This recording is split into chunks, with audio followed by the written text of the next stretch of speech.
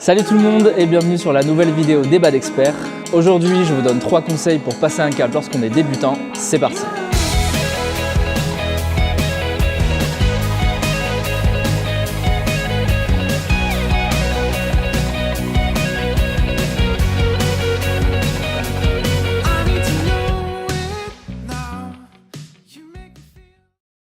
Le premier conseil, c'est ayez le bon grip. Donc évidemment, là je ne parle pas du grip que vous allez mettre sur votre manche, mais je parle bien de la tenue de votre raquette. Donc un bon grip, c'est quoi? Imaginez simplement serrer la main de quelqu'un. Vous prenez la raquette comme si vous serrez la main de quelqu'un, c'est aussi simple que ça. Ne rapprochez pas trop vos doigts, ne les éloignez pas non plus trop. Surtout, ce que je vois le plus lorsque je coach des débutants, c'est le fait de mettre l'index le long de la manche. Donc ça, c'est vraiment une tenue à bannir. Vous perdrez en puissance et en précision. Donc c'est un geste qui peut vous sembler contre-intuitif si vous n'avez pas l'habitude de tenir votre raquette comme ça.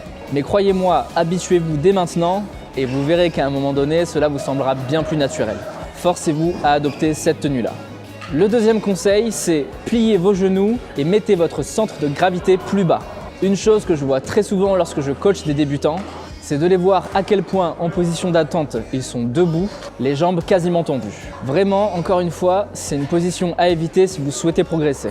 Le badminton est un sport où il faut être réactif, donc il faut avoir les jambes prêtes pour pousser à tout moment.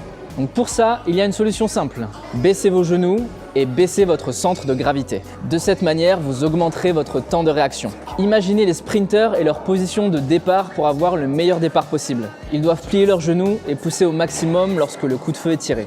Pour le joueur de bad, finalement, c'est la même chose. Donc encore une fois, pliez les genoux, jambes un petit peu écartées et soyez prêts à pousser fort dès que l'adversaire frappe le volant. Le troisième et dernier conseil, c'est armer haut, de profil et lever votre bras d'équilibre. Une chose que je vois très souvent chez les joueurs débutants. Le joueur reste de face et frappe le volant un peu en ayant le geste du basketteur. C'est-à-dire que l'épaule est devant, le geste est surtout fait par l'avant-bras et il n'y a aucune force générée par la rotation du corps. Donc cette manière de frapper vous fait vraiment perdre en puissance et ne vous aide vraiment pas dans le replacement qui doit être fait juste après la frappe.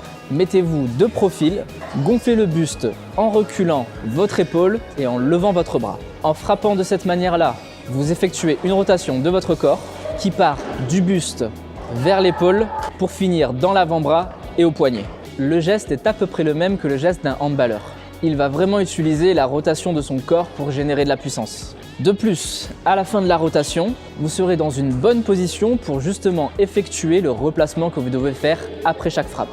Alors, le geste n'est pas facile à reproduire quand on n'a pas l'habitude, surtout en plein match. Mais encore une fois, le maître mot, c'est forcez-vous. Forcez-vous à chaque frappe d'adopter cette position. Je vous assure que vous gagnerez en puissance. Voilà, j'espère que ces 3 conseils vous aideront à passer un cap dans votre pratique loisir du badminton. Donc évidemment, il y aurait encore 10 000 conseils que je pourrais vous donner pour essayer de vous améliorer.